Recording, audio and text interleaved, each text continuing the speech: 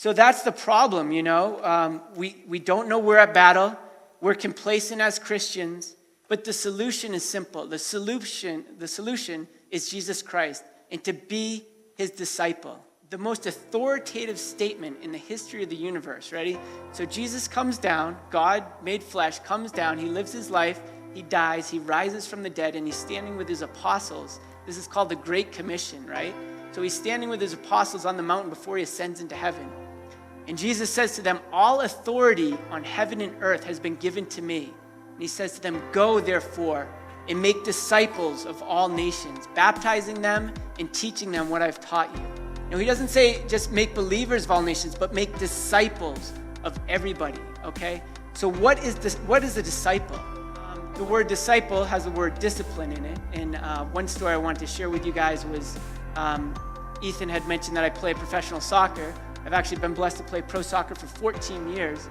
So it's quite an achievement, quite an honor, been a great career. But when I first got drafted into Major League Soccer for the New England Revolution, I was just shocked by the level of soccer, the level of play. Because I'd always wanted to be a pro. I'd worked very hard. I'd had great success in college or throughout my amateur career. And I finally made it to the pros, and I was just so excited. But I step out there with these pros in preseason, and I was just blown away. The level of competition was so intense. They were just so good. And I was just coming off of college that I wasn't quite as good.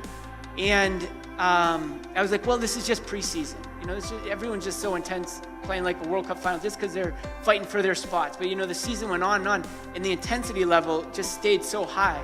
And what I realized is that these people had developed the habits. These players weren't just there because they were so good, but because they developed the habits of working extremely hard each and every day, and that's why they were there. And I had to embrace that habit and develop that discipline, right, in order to stay there. And I did, and I was able to, and I have been able to survive as a pro athlete for 14 years at least so far.